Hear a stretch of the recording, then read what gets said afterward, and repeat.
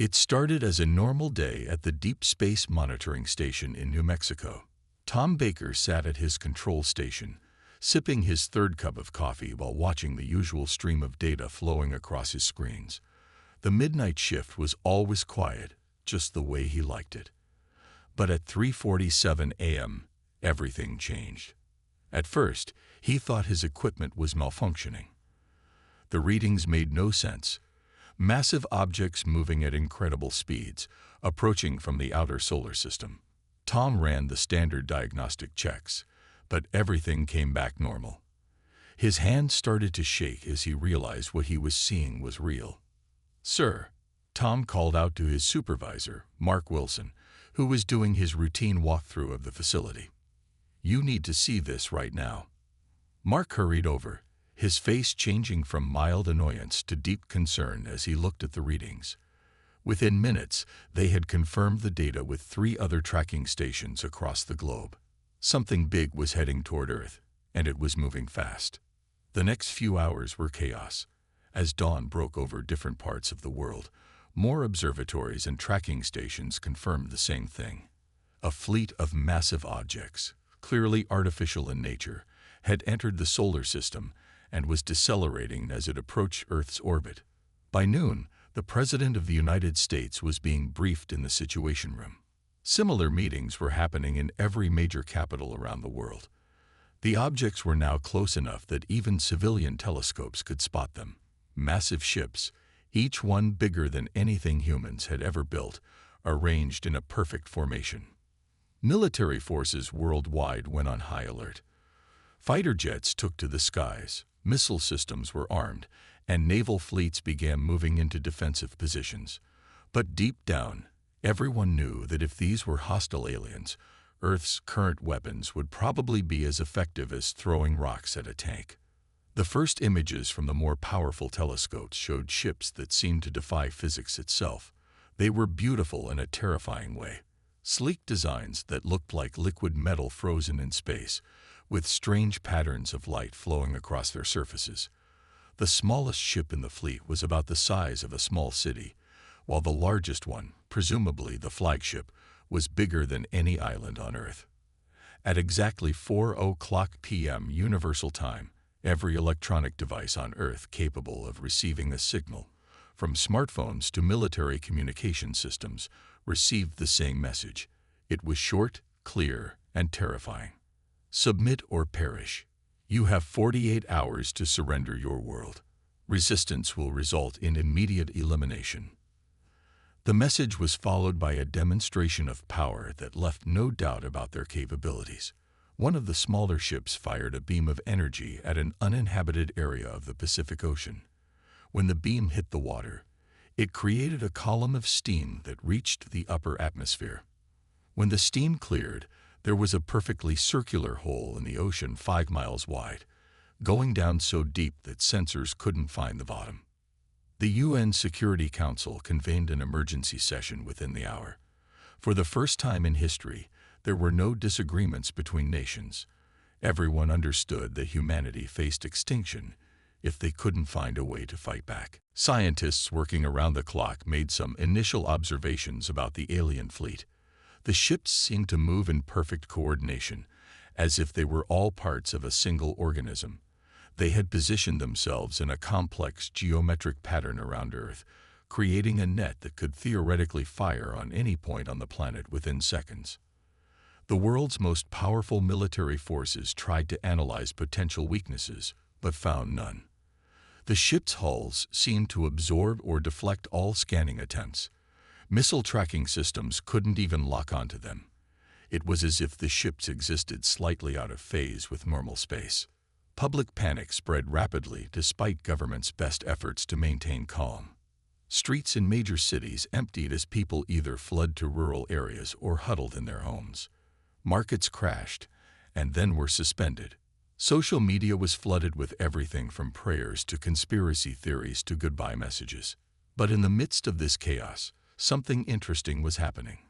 A small team of scientists at a quantum research facility in Switzerland noticed something odd about the alien ship's energy signatures. They weren't sure what it meant yet, but they began sharing their data with colleagues around the world. Time seemed to move both too fast and too slow as the deadline approached. Military commanders prepared for what they assumed would be a futile defense. World leaders drafted speeches that might be humanity's last words. Parents held their children close and tried to explain why the sky was filled with strange lights. The aliens maintained their position and their silence after their initial message. Their ships hung in the sky like artificial stars, visible even during daylight hours, a constant reminder of humanity's vulnerability. The fleet's formation slowly rotated, maintaining perfect synchronization, creating patterns that seemed to mock Earth's primitive technology. As the first day of the ultimatum drew to a close, Tom Baker was still at his station in New Mexico, having refused to leave despite the end of his shift. He kept watching the data streams, looking for anything that might help. He noticed something in the background radiation patterns, a subtle rhythm in the energy readings coming from the alien ships. He started compiling the data, not knowing that similar observations were being made at other stations around the world. The pieces of a puzzle were slowly coming together. Though nobody knew it yet, the aliens' perfect coordination would turn out to be more than just a show of their advanced technology. It would prove to be crucial information. But as the first 24 hours of the ultimatum passed, all humanity knew was that time was running out, and they seemed to have no way to fight back against the most powerful enemy they had ever faced. In their homes, in bunkers, and in emergency command centers around the world, people watched the skies and waited, hoping that somehow humanity would find a way to survive what seemed like impossible odds. Little did they know that the greatest threat to the alien fleet wasn't humanity's weapons, but something much more subtle: human ingenuity and the aliens' own overconfidence. Dr. James Miller hadn't slept in 36 hours, but he couldn't stop staring at the data on his computer screen. Around him, the quantum research lab was a mess of empty coffee cups and hastily scribbled notes. Other scientists dozed in their chairs, exhausted from continuous work, but something in the numbers kept James wide awake. The aliens' deadline was now just 30 hours away. The world's governments had agreed not to surrender, knowing that submission to an unknown force might be just as deadly as resistance. Instead, every scientific facility on Earth was working non-stop to find anything that might help humanity survive. James rubbed his tired eyes and looked at the data again. His team had been analyzing the communication signals between the alien ships. The patterns were unlike anything they'd seen before. They seemed to travel faster than light, which should have been impossible. "Hey, look at this," he called out to his colleague, Dr. Anna White, who was one of the few still awake. He pointed to a series of repeating patterns in the signal analysis. "See how the frequencies align every few microseconds? It's like they're sensing up." Anna moved closer, her exhaustion forgotten as she studied the screen. "That's not normal quantum entanglement," she said slowly. "The pattern is too perfect, too structured." She grabbed a marker and started writing equations on the whiteboard. As they worked, more of their team began to wake up and join the discussion. The more they looked at the data, the more certain they became that they were seeing something revolutionary. The alien ships weren't just communicating, they were sharing consciousness through a massive quantum network. Tom Baker's observations from the New Mexico tracking station had been crucial. His data, combined with similar readings from stations worldwide, showed that the alien fleet operated as a single entity. Every ship's movement, every energy pulse, every system was perfectly coordinated through their quantum network. "It's beautiful," James said, looking at the completed equations on the whiteboard. "They've solved the quantum coherence problem. Their entire fleet acts like one giant quantum computer." Then his eyes widened as he realized what this might mean. He rushed to his computer and started typing furiously. If the alien ships were all connected through quantum entanglement, then they shared the same vulnerabilities. A disruption in one part of the network would affect the entire system. The team worked frantically to test their theory using computer simulations. They had been developing quantum interference technology for the next generation of quantum computers. While their technology was primitive compared to the aliens, the basic principles were the same. Word of their discovery spread quickly through secure channels. Within hours, military commanders and government officials were crowding into the small lab, watching as James and his team explained their findings. "Think of it like a row of dominoes," James explained to the gathered officials. "In a normal fleet, if one ship is disabled, the others can continue fighting. But these ships are quantum-linked. If we can disrupt their network at a fundamental level, it would be like pulling out the foundation from under all of them at once." The military leaders looked skeptical. "Can you explain that in simpler terms?" asked General Roberts, who had flown in from Pentagon. Anna stepped forward. "Imagine you're playing a video game online. If someone cuts your internet connection, you can still move around on your screen, but you're disconnected from the game. Now imagine if your brain was connected to the internet, and someone cut the connection. You wouldn't just lose the game, you'd lose control of everything." Understanding began to dawn on their faces. The aliens' greatest strength, their perfect coordination through quantum networking, could be their greatest weakness. But developing a way to exploit this weakness wouldn't be easy. The team split into groups, each working on different aspects of the problem. They needed to find a way to generate a quantum interference pulse strong enough to disrupt the alien network. Earth's most powerful quantum computers were like candles compared to the alien fleet's sun, but they might not need to match their power. They just needed to hit the right frequency. Time was running out. The alien ships maintained their threatening positions above Earth, their surfaces still flowing with strange patterns of light. Occasionally, they would fire another demonstration shot into an empty ocean area, creating more massive holes in the sea as reminders of their power. James and his team worked through complex quantum mechanics calculations, trying to find the exact frequency that would disrupt the alien network. They had to be precise. If they were wrong, they wouldn't get a second chance.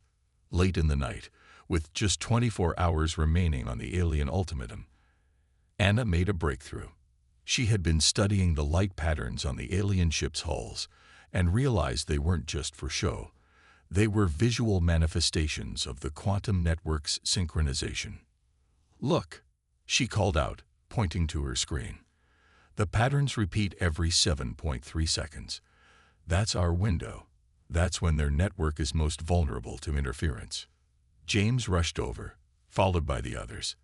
They watched the patterns flow across the alien ships, counting the seconds between repetitions. Anna was right. There was a clear rhythm to the system. The team quickly revised their calculations. They would need to time their interference pulse exactly right, hitting the alien network at precisely the moment when its synchronization was at its peak. It would be like throwing a rock into a perfectly still pond. The ripples would spread throughout the entire system.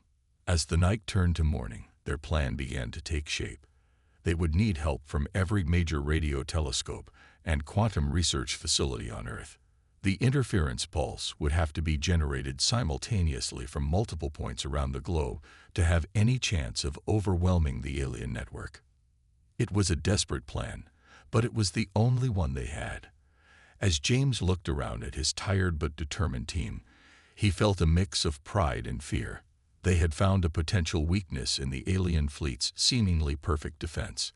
Now they just had to figure out how to exploit it before time ran out. The next few hours would determine whether their discovery would save humanity or become a footnote in the last chapter of Earth's history. While military forces around the world prepared for what they thought would be their final battle, a small group of scientists worked to turn their theoretical discovery into humanity's last hope. Colonel Robert Thompson stared at the complex diagrams spread across the conference room table. 20 hours remained until the aliens' deadline, and the fate of humanity now rested on what seemed like an impossible plan. He had been called in to coordinate the military aspects of what the scientists were proposing. The colonel had fought in wars, led special operations, and faced death many times, but nothing in his experience had prepared him for this. He looked up at Dr. James Miller, who was explaining the technical details of their plan to a room full of military commanders and government officials. "The quantum interference pulse must be precisely timed," James explained, pointing to a world map marked with red dots. "We need every major radio telescope and quantum research facility on Earth to transmit at exactly the same moment. If we're off by even a microsecond, the whole thing fails." Robert stood up and walked to the map. His mind was already working on the logistics. They would need to coordinate hundreds of facilities across different time zones, all while keeping the plan secret from the aliens who might be monitoring Earth's communications. "How do we know they won't detect our preparations?" Robert asked. "They can create holes in the ocean with a single shot. They could wipe out our facilities before we even begin." Anna White stepped forward with a tablet showing various signal patterns. "Their quantum network operates on a completely different level than our traditional communications.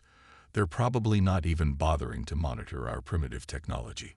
It's like how we don't worry about Morse code when we have smartphones."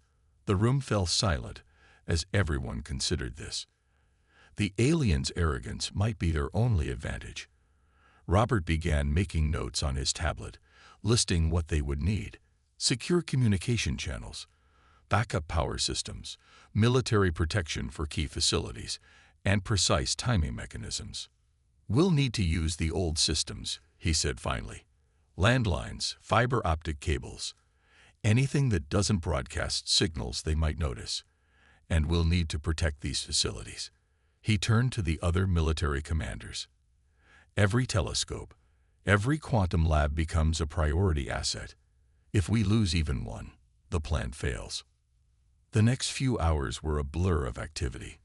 Military units around the world quietly moved into position around scientific facilities. Scientists and technicians were quietly transported to their stations. Everything had to appear normal to the alien ships watching from above. In the quantum research lab, James and his team worked on perfecting the interference pulse. They had one chance to get it right. The pulse had to be strong enough to disrupt the alien network, but precise enough to target their specific quantum frequency.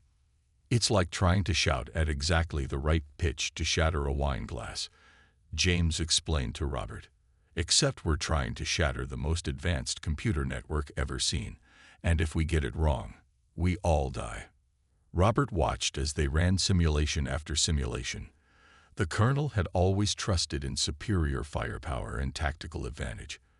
But now humanity's best hope lay in a burst of invisible energy that might disrupt an alien computer network. It seemed almost absurd. Time ticked away. 15 hours until the deadline. The aliens remained silent, their ships still hanging in that perfect formation above Earth. Occasionally, one would fire another demonstration shot, creating new holes in empty areas of ocean or desert. Each demonstration sent a clear message: resist, and this will be your cities. In a secure underground facility, Robert coordinated with military forces worldwide. Every critical facility now had a protective ring of air defense systems and ground forces.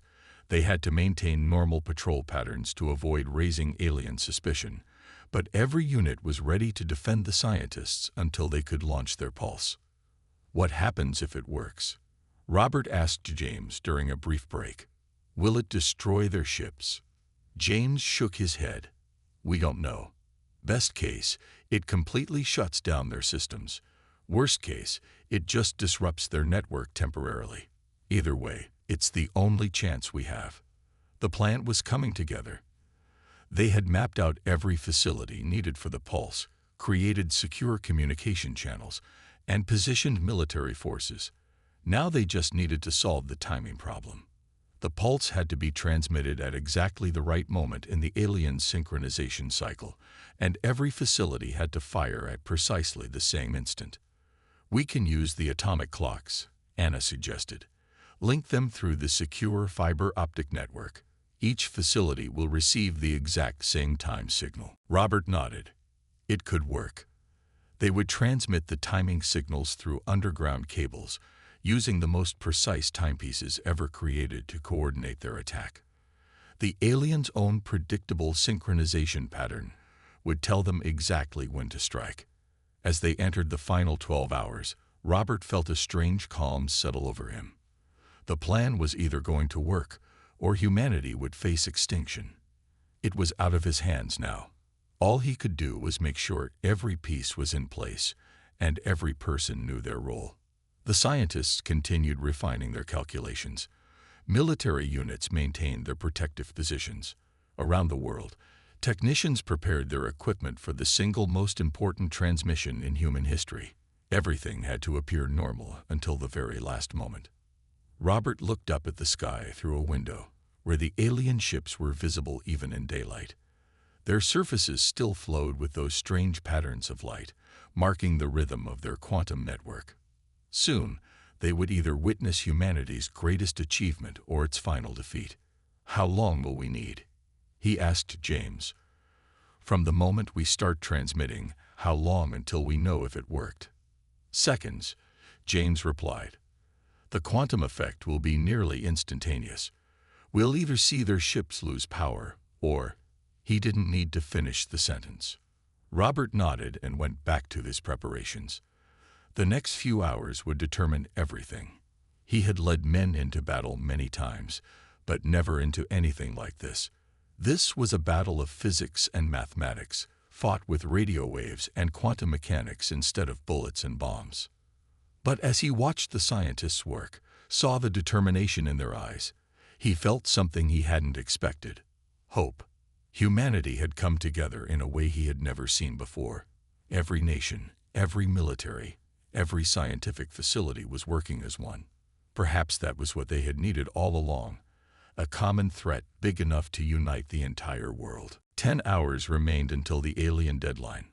Around the world, scientists and technicians worked in tense silence, checking and rechecking their equipment. The quantum interference pulse had to be perfect. Humanity wouldn't get a second chance. At the main control center, Robert watched as James and Anna ran their final simulations.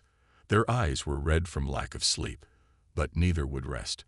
Outside, the alien ships had started moving into attack positions, their massive forms blocking out parts of the sky over major cities.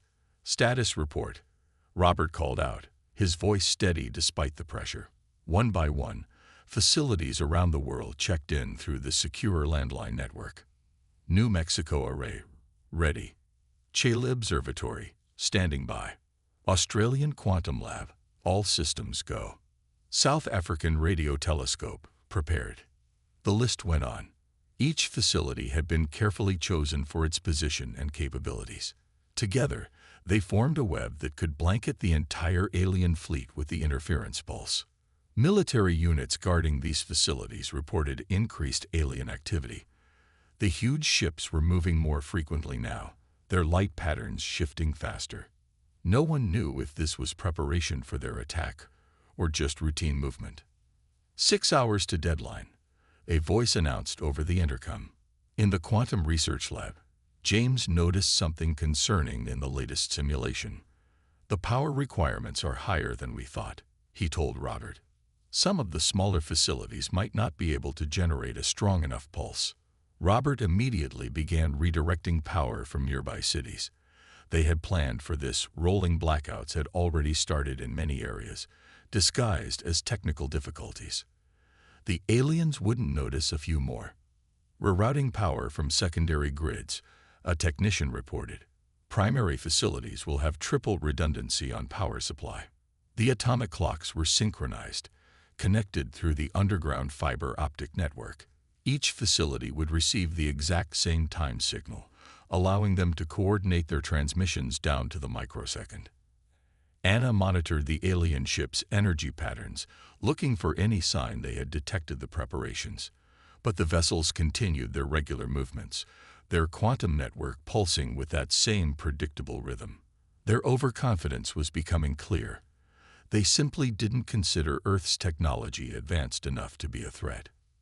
4 hours remaining, came the announcement.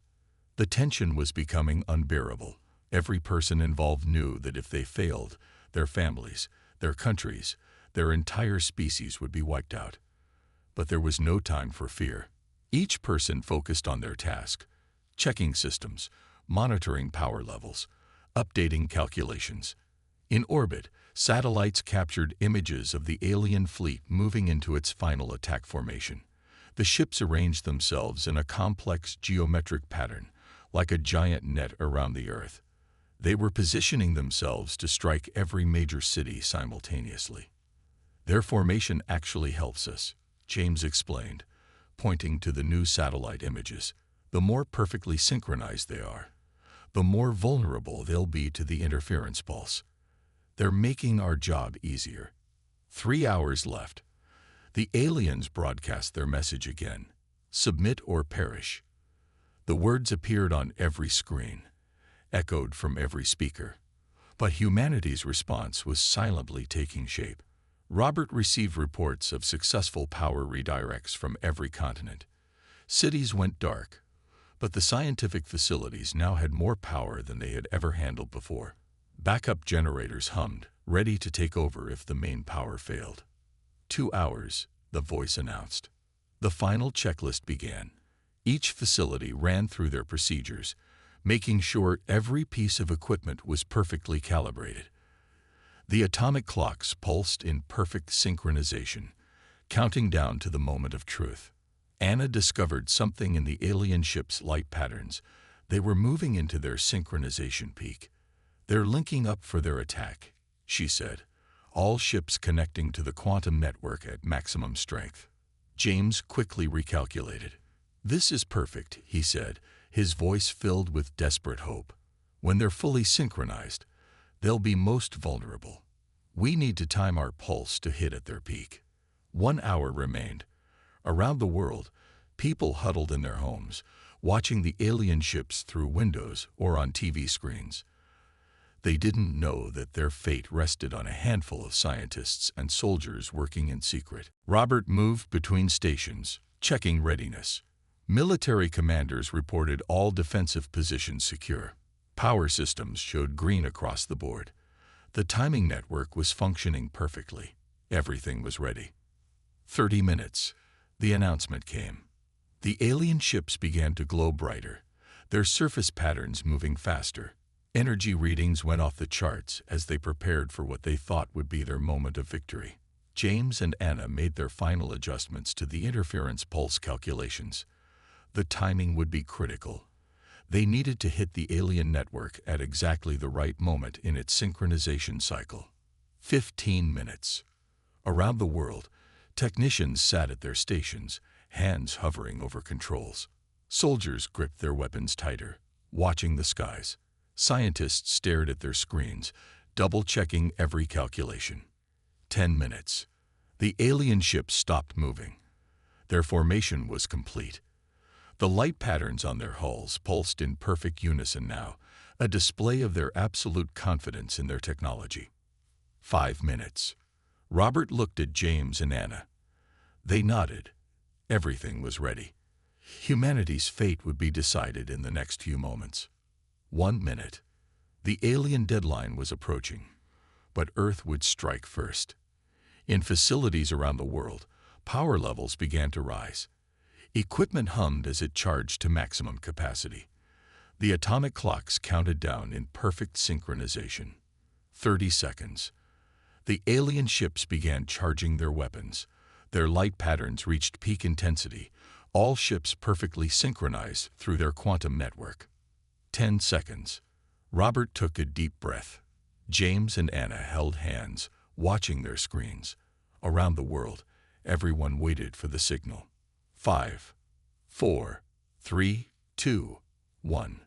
The future of humanity hung on what would happen next. Transmit now. Robert's command echoed through the secure communication network.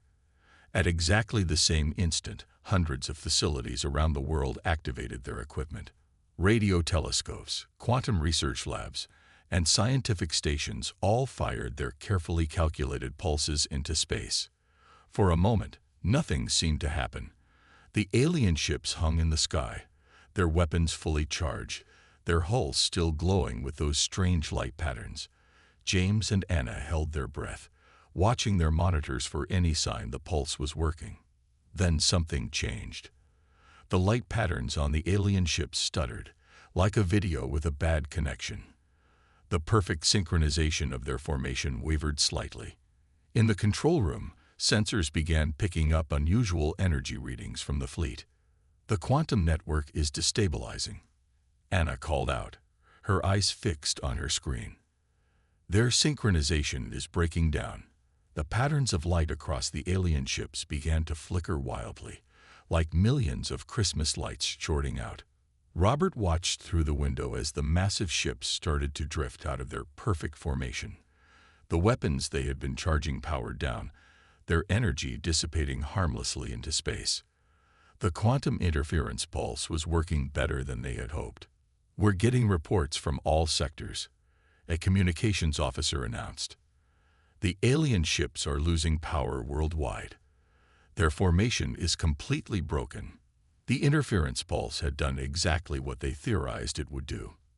By disrupting the quantum network at its peak synchronization, they had created a cascade effect throughout the entire fleet. Each ship's systems were crashing, unable to function without the network that connected them all. James pointed to his monitor, showing the energy readings from the alien fleet. "Their quantum network isn't just disrupted, it's completely collapsed. They built their entire system on the assumption that nothing could interfere with their quantum communications. They never created any backup systems." The alien ships, once so threatening in their perfect formation, now drifted aimlessly in orbit. Their sophisticated weapons, their advanced propulsion systems, their perfect coordination, all of it depended on the quantum network that humanity had just destroyed. "We're receiving automated distress signals from the alien vessels," the communications officer reported. "They're broadcasting on simple radio frequencies. Looks like it's the only system they have left working."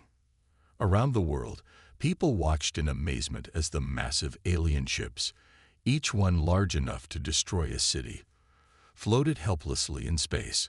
Their surfaces, once flowing with complex patterns of light, were now dark and lifeless.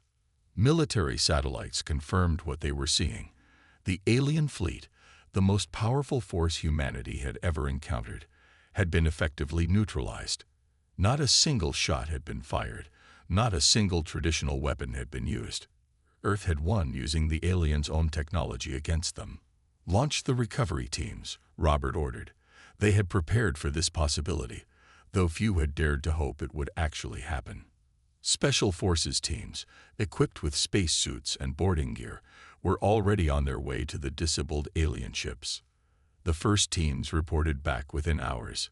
The aliens inside the ships were alive but completely overwhelmed. Their entire civilization had become so dependent on their quantum network that they had no idea how to function without it. Many of their crew couldn't even operate basic systems manually. They never expected anyone to be able to disrupt their network, James explained as reports came in from the boarding teams. They thought their technology was so advanced that they didn't need backup systems. Their overconfidence was their weakness. The alien crews surrendered without resistance. They had no choice. Their weapons didn't work, their communications were limited to basic radio, and their ships couldn't move. The most advanced fleet in known space had been defeated by what they had considered a primitive civilization. Anna was already analyzing data from the disabled ships. "Their quantum technology is incredible," she said, looking through the preliminary reports. "But they built everything on a single point of failure. They never considered that someone might find a way to disrupt their network." Robert watched as more recovery teams boarded the alien vessels. The military part of him could hardly believe they had won without firing a shot. The entire alien fleet, capable of destroying Earth many times over, had been defeated by a carefully timed pulse of energy. News of the victory spread across Earth. People emerged from their homes, looking up at the dead ships that now orbited harmlessly above. The fear of the past few days turned to celebration as humanity realized they had not only survived, but had proven themselves capable of defeating a far more advanced civilization. In the control room, James and Anna finally allowed themselves to relax. The calculations had been correct, the timing had been perfect, and their theory about the quantum network's vulnerability had been right. Humanity had just taken its first step into a much larger universe. What happens now? Anna asked, looking at the streams of data still flowing in from the disabled fleet. Now we learn, James replied. We learn everything we can about their technology, about their civilization, about the universe they came from. But we do it carefully, making sure we don't repeat their mistake of relying too much on any single system. Robert nodded in agreement. The aliens had taught humanity an important lesson. No matter how advanced your technology, no matter how powerful your weapons, overconfidence could lead to defeat.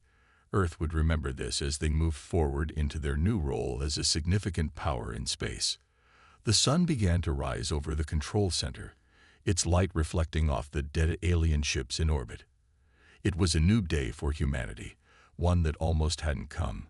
They had faced extinction and emerged victorious, not through superior firepower or advanced technology, but through observation, understanding, and the willingness to try something unprecedented. The quantum pulse that had saved Earth continued to echo through space, a reminder that sometimes the greatest victories come not from overwhelming force, but from finding and exploiting a single critical weakness. 1 month after humanity's victory over the alien fleet, the world had changed in ways no one could have predicted. The massive alien ships still orbited Earth, but now they were being studied by international teams of scientists and engineers. Their dark hulls, once threatening, had become symbols of human ingenuity and cooperation. James walked through the corridors of what had once been the alien flagship.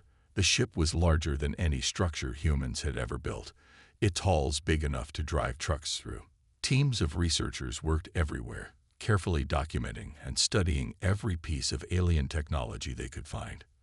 "We figured out their main computer systems," Anna told him as she joined his walk. She had been leading one of the research teams. "They're far more advanced than ours, but they all depended on that quantum network. It's like they never considered the possibility of working without it." The alien crew had been surprisingly cooperative after their surrender. Perhaps it was because they had no choice, or maybe they were simply impressed that a primitive species had managed to defeat them. They now worked alongside human scientists, explaining their technology and their culture. "Their civilization spans hundreds of star systems," James said, looking at his tablet with the latest translations of alien data. "But they've never encountered anyone who could challenge them. They stopped innovating, stopped preparing for different kinds of threats. They thought they had reached the peak of possible technology." In orbit, military ships guarded the disabled alien fleet. The world's governments had agreed to share all discoveries and technology equally, a decision made easier by the fact that no single nation could handle the vast amount of alien technology alone. Robert, now promoted to general, oversaw the security of the recovery operation. "We're learning from their mistakes," he told James during their daily meeting. "Every piece of technology we adapt from their ships will have manual backups and alternative control systems. We won't make ourselves vulnerable the way they did." The aliens themselves were a source of endless fascination. They weren't so different from humans in many ways. They had emotions, they cared for their families, they had dreams and fears. Their biggest difference was their complete reliance on their technology. Many of them were still struggling to adapt to life without their quantum network. They're like people who grew up with the internet suddenly thrown back to the Stone Age, Anna observed as she watched an alien engineer trying to learn how to use simple hand tools. They never learned to do things the hard way because they never had to.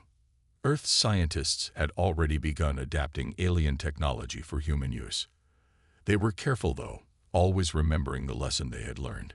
Every new system they developed had multiple backups, alternative control methods, and safeguards against the kind of catastrophic failure that had doomed the alien fleet. The quantum research lab where James and Anna had made their crucial discovery was now the center of a new scientific revolution. Teams worldwide worked together, combining human ingenuity with alien technology to create something new. Systems that were advanced but not overly dependent on any single point of failure. "We've received signals from their homeworlds," a communications officer reported during one of the daily briefings. They want to negotiate. Our victory here has changed how they see us. We're not primitives anymore. We're equals. The alien crew members who had survived the battle became teachers, helping humanity understand the wider galaxy they were about to join. They spoke of other civilizations, of great trading networks between the stars, of dangers and wonders humanity had never imagined. Your species is unique, one of the alien scientists told James. You never stopped questioning, never stopped looking for alternatives. Our people became comfortable, certain that we had found the best way to do everything.